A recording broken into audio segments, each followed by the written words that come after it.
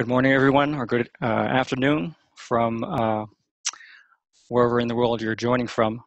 I'd like to welcome everyone to another edition of a Parallax Press webinar for the month of May. This month's webinar entitled "The Angry Therapist is In," and we are joined today by our guest, the angry therapist himself, John Kim. And before we get into introductions, I want to introduce folks to some of the functions of this webinar platform. In the top left-hand corner, you will see some of the functions, the Q&A where you can post your questions, also the chat function. And I encourage folks to try out that chat function now and let us know where you're joining in from and your name. And while folks try out the chat function, and go ahead and introduce myself. My name is Stephen D. Lowe. I am the Media and Operations Director at Parallax Press, and I direct the webinars program, among other things.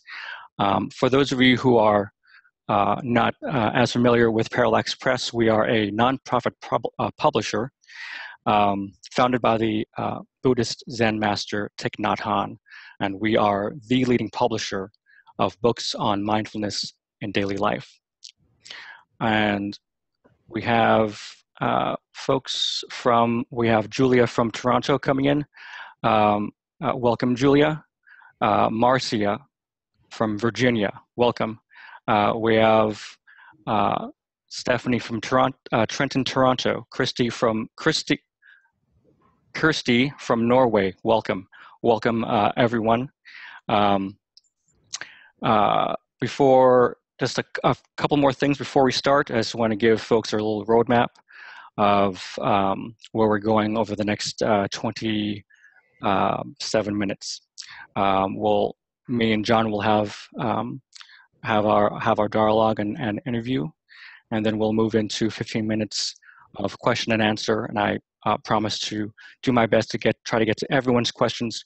We may go over a little bit. Also, as a little thank you to everyone who's joined today, joined the webinar, we're offering 30% off John Kim's book, The Angry Therapist, along with a number of other selected Parallax titles. And if you have not seen this screen already, you will be redirected to this Parallax Press webpage where you can use your 30% off on these titles. Folks also have the opportunity to practice or offer dana, which is the Buddhist tradition of generosity, and an opportunity to financially support future teachings that happen through our webinars. Finally, one person, as promised, will be selected at random to receive a free 30-minute life coaching session with John Kim. And without further ado, let me introduce John. John Kim is a licensed marriage family therapist, and he is the author of his new book that was just released, The Angry Therapist, a No BS Guide to Finding and Living Your Own Truth. He has been written about by The Atlantic, Hyphen, and NPR. John, welcome. Thank you for being with us. Yeah, thank you for having me. I'm excited. What's good over there in LA? The sun and the sun and the ocean is what's good in LA. Nice. Well, let's get right to it. So my first question for you is, you have a popular blog called The Angry Therapist, and now a new book of the same name. What was your path to taking on this new identity as the Angry Therapist? Yeah. So it all started with a divorce about 7 or 8 years ago, and me having to start my life all over again. At the time, I was I was at the just early stages of becoming a therapist, going down the clinical road, and I started living a double life. So like with the clinical road, I was shirt and tie therapist guy, running groups, and kind of going down the what everyone goes down, in that path. And then came home and I had this blog called Angry Therapist. I decided to pull the curtain back and document my journey. And that was a whole different experience because I was practicing transparency. I was being vulnerable. I was telling people that I'm not only a therapist, but I'm also hurting. I've got issues. I'm going through a divorce. I really showed myself. And what was interesting is people responded to that. And then I started helping people in unconventional ways using the internet. And then meeting people in person all around, like walking around lakes and going on hikes. And I'd bring them into CrossFit boxes and just helping people the way that I wanted to help them, Mm-hmm. And I felt like Superman when I was doing that. And I felt like Clark Kent pushing a mail cart in the clinical route. And so I decided to listen to that. And I just went full steam ahead with Angry Therapist. And I feel like that has just kind of given me a sense of purpose, Mm, yeah. Well, as a therapist, I understand you take a unique approach with your clients. Can you talk more about this? Yeah, I think when we become therapists, we're trained to just listen and to not give opinions, perspective. We're very neutral. It's almost like we're almost a cardboard cutout. And there's definitely value in putting it all back to the client. But I think that when you are that neutral, it just prevents you from producing glue, from producing trust. And I think it's an old model. And I think that today there's a lot more room to be yourself, to tell your story, and to be a real person as a therapist or a life coach. And I think people are thirsty for that, Mm, mm. Um, you mention in your book, The Angry Therapist, that that personal growth, personal development is like being on a yo-yo diet. Yeah. Can you talk about what this looks like specifically in people's lives Yeah. and how they can address it? So one thing I've learned in helping, thousands is that it is like a yo-yo diet. I think, we hit some turbulence, something happens, in my case, it was a divorce, maybe an Mm, expired relationship, whatever. And then you get very excited about self-help. You get excited about changing your life, right. and then you burn out, and it's not Yeah. sustainable. And I think to make self-betterment sustainable, it's got to be a lifestyle. It's got to be something that is threaded into your life, not just a book, a seminar, a video. It's a way of living. And so that's why I created this whole idea with containers, and creating a safe space for yourself. And if you just work on that, you just have to live, and growth is organic. You will be sharpened through your story, and through your self-awareness. It doesn't have to be like this up and down yo-yo. You won't burn out. Mm, mm. Yeah. Yeah. I can I can relate to that. And that and you mentioned people's stories, their personal narrative that they walk around with, Sure. and that brings me to um, a a something that we're curious about, and folks will um, see a survey in the middle of their screen now. We're curious about how often people replay intense memories from either the distant or recent past. And as people think about that, I think that's a good segue to my next question. Also going off of what you just said, in your book, you talk about the importance of accepting one's past. Yeah. Can you say more about that? Why is that so important? Yeah, I tell people their story is the most valuable thing they will ever own. And I really believe that. And I think that most people want to rip out chapters. I think most people, because there's stuff that's happened that's lined with guilt and shame, We want to ignore those pieces. And, those are the pieces that are gold. Those are the things that turn us into diamonds. It's not just the good stuff. It's the winters and the turbulence and all the mountains that you had to climb. That is what's going to make you the best version of you. If life was just easy and good, people wouldn't be as amazing and shiny, and they would be very grayed out. Yeah, let me interesting. And let me go here to I want to share the results of the poll.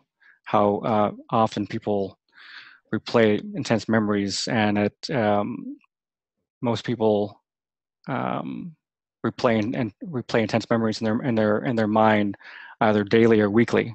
I would have guessed hourly. Yeah, there's a few people. Yeah, and I'm the hourly category. Yeah. Myself. Before you had mentioned one of the unique concepts that you cover in your book, containers, going off what we've been talking about our sort of personal past and a personal narrative. You also talk about transparency, and this is one of the other new concepts that you explore in your book, The Angry Therapist. What is transparency, and how does it relate to personal growth, personal improvement?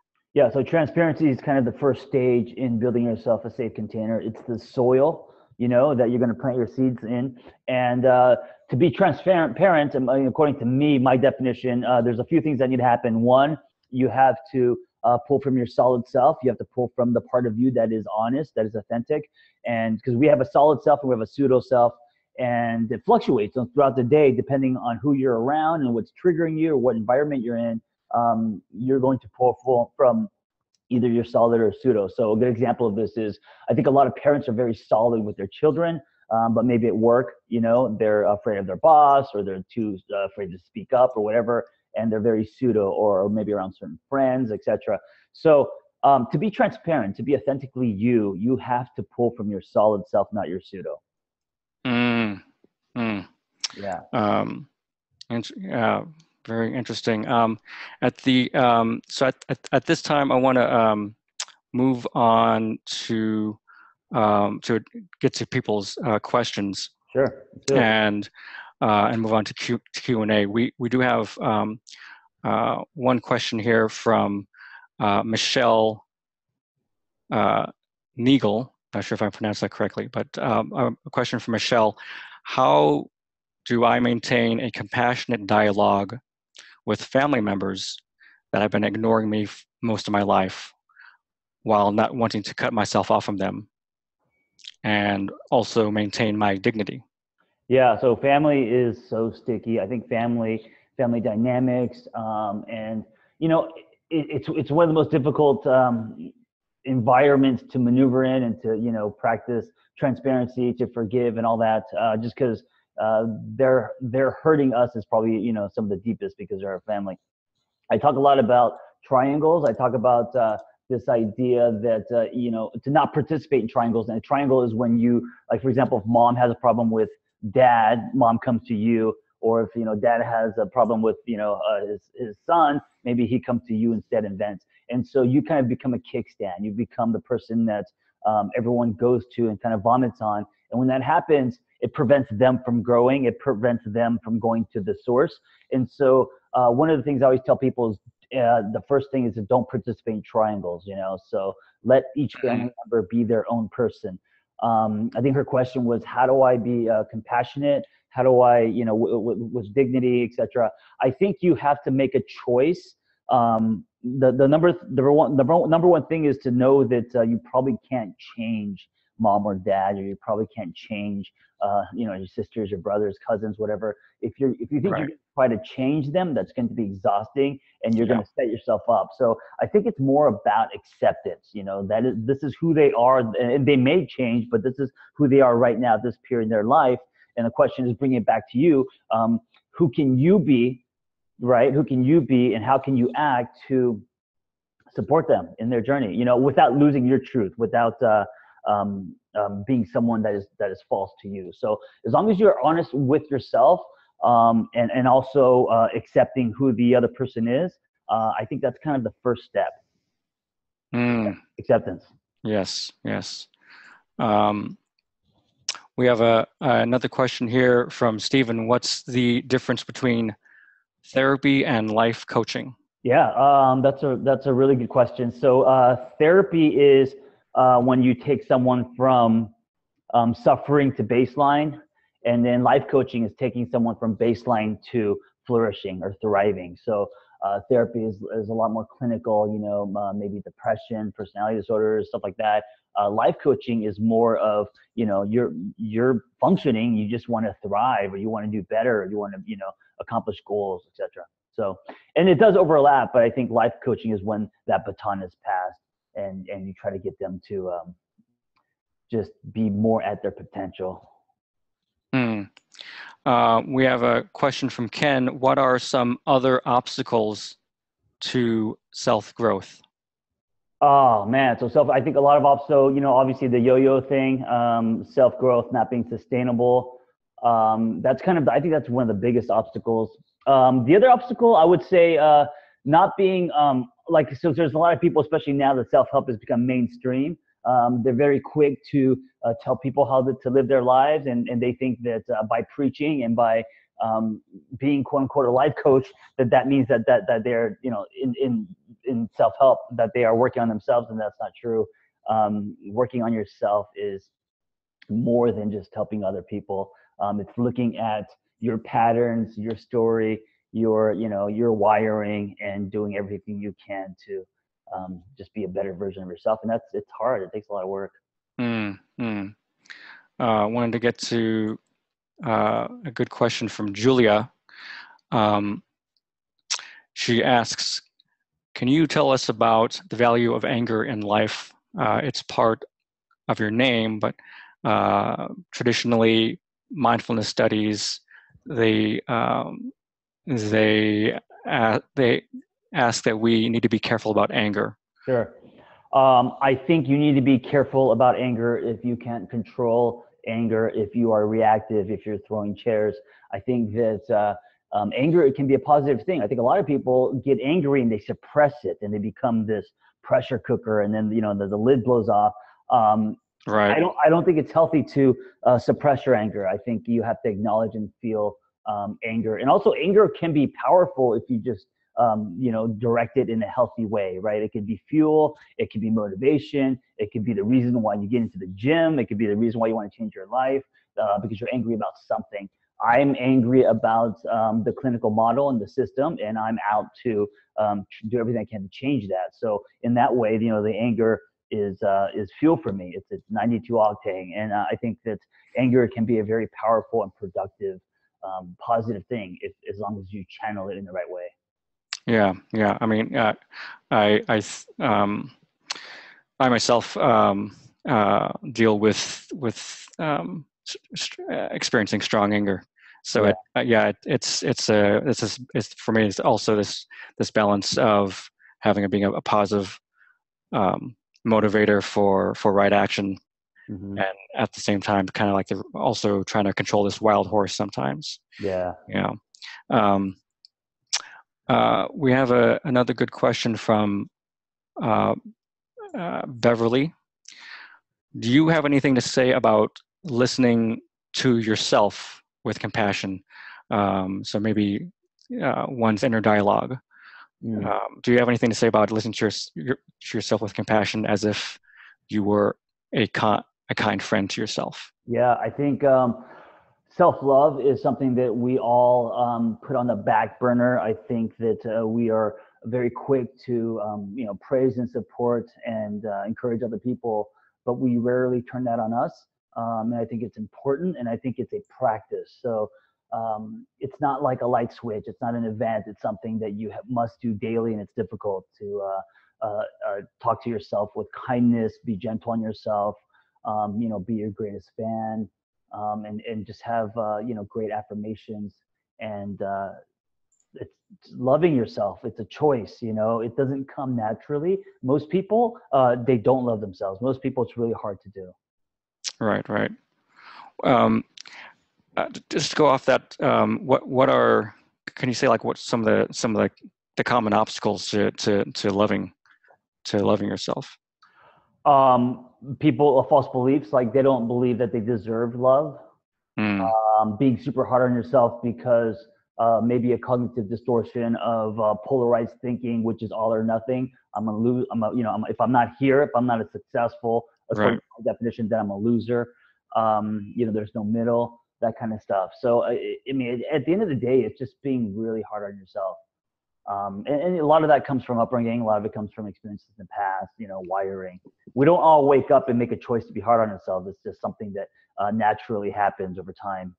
Mm, mm, yeah, yeah. We have another uh, question about the past from Tracy. What is the best way to let go of past hurts and turn them into a positive motivation?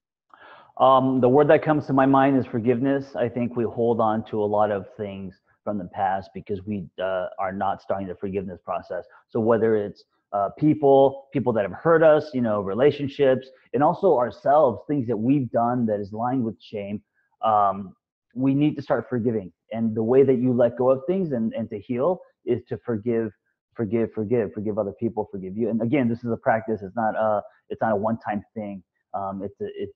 It's a constant, it's a constant way to release and to heal. Mm.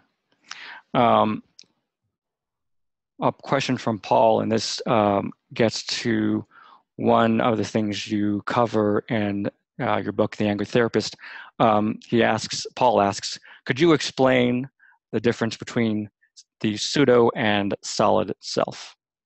Yeah, the difference. So your solid self is usually the whisper. It's the side of you that is honest, that is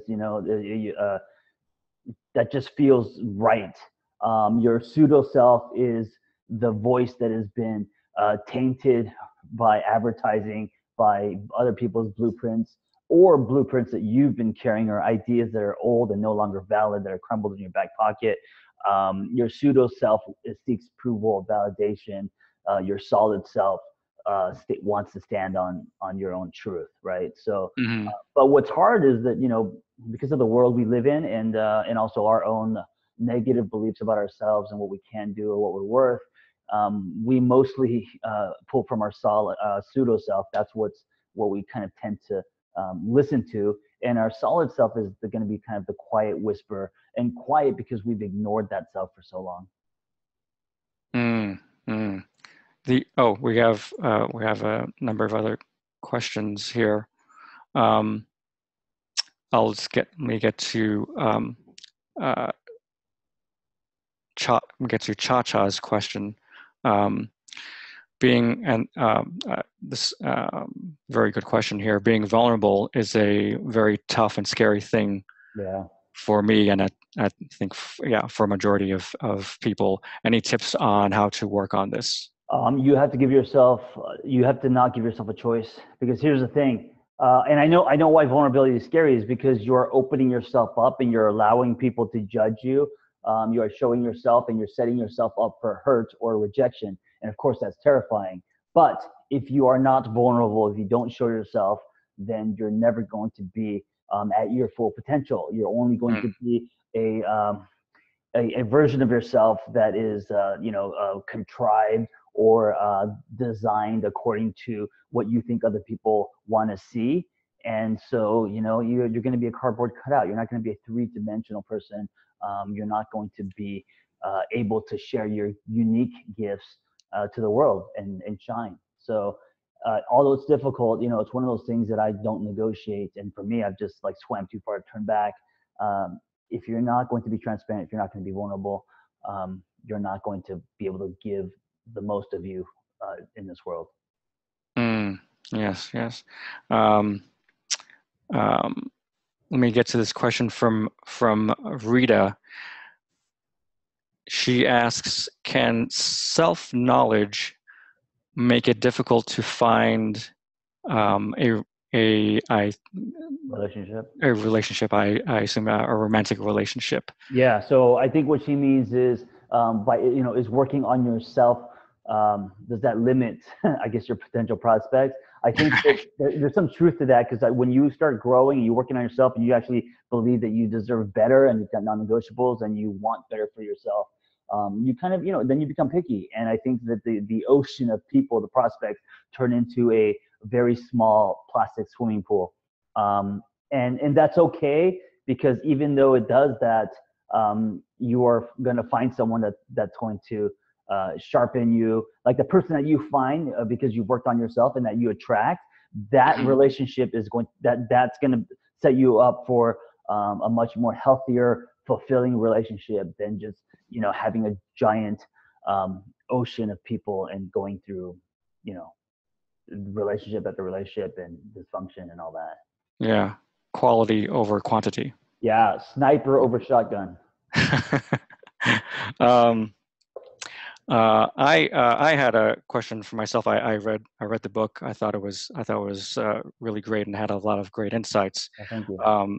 And uh, one of the things that you wrote that struck me is you talk about how when you have nothing to prove, is that's when you have the most to give. Yeah. Can you expand on that? Yeah, it's really simple. I think when you have something to prove, it's coming from ego, and ego will always be what blocks, your gifts. So um, it's simply that when you are trying to prove something, it's coming from a pseudo self. It's coming from ego. It's coming from wanting approval, validation, and when you do that, um, it'll prevent you from sharing your gifts and being all that is you. Mm, mm.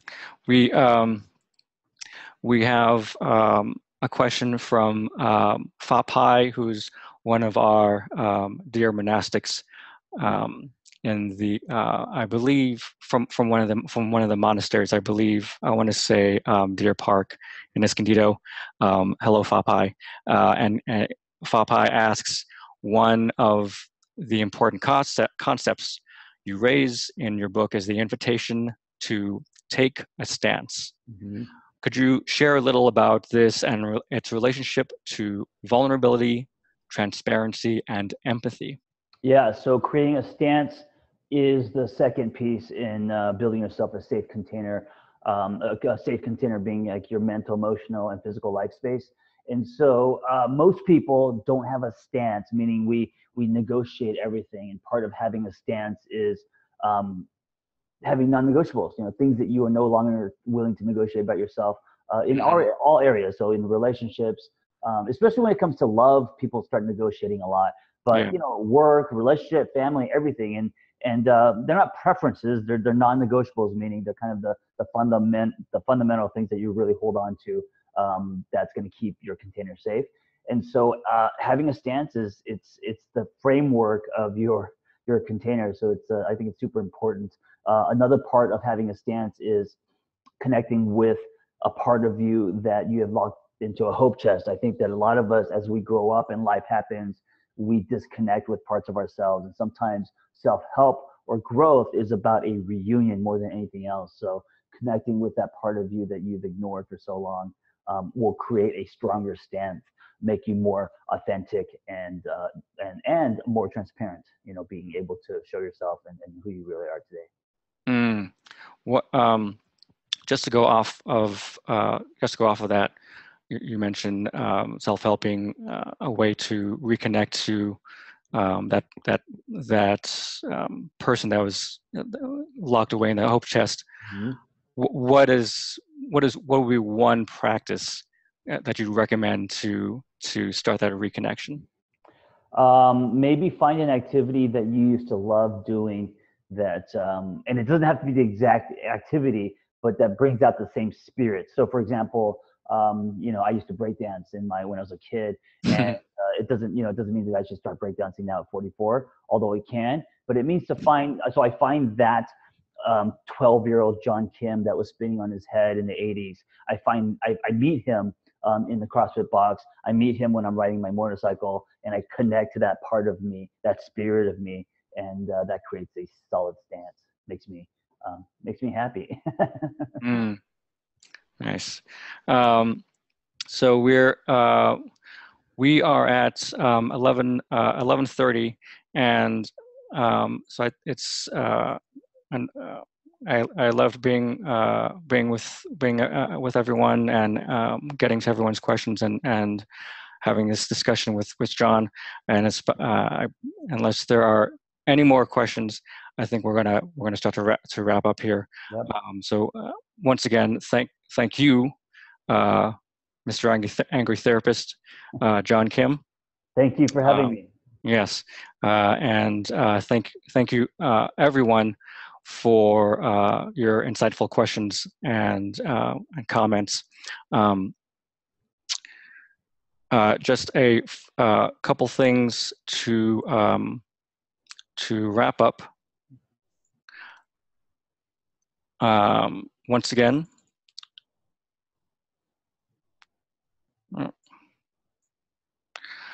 John's book, The Angry Therapist, as a little thank you to everyone who's joined us today.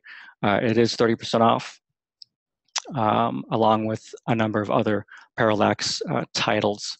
You can find out more about John's book, The Angry Therapist, and more about John. You can go to parallax.org/therapist. You can also go directly to John's website, theangrytherapist.com. Yeah, and can I just say that, with the 30% off, which is very generous, the book's the price of a couple lattes, and it's so important that that you guys build yourselves new containers. And I always think, like, man, if everyone did that, there would be less hurt in the world. There would be healthier relationships. There would be more people that are maneuvering at a higher frequency. And all that's in the book. And, I know it's just a book. Of course, there's the other piece of this, which is execution, but it starts with, the information and connecting to it. So give up some coffee and and build yourself a new container. Yeah. Like John said, I gave the book a thorough reading, and I found it quite helpful for myself. Awesome. Yeah. Also, another couple more reminders. Once again, within a couple days, we will announce the person who's been chosen to receive a free 30-minute life coaching session with John Kim. Yeah, and if you live in Los Angeles, we could do it in person. I mean, if you live close to me. Aha. Yeah. And also, finally, folks do have the opportunity to practice or offer Dana and offer financial support to help ensure these teachings continue through our webinars. So to everyone out there, and to John in LA, thank you again. And hopefully I'll see everyone next month for our next webinar. All right, guys. Thank you. Be well. Thank you. Mm-hmm.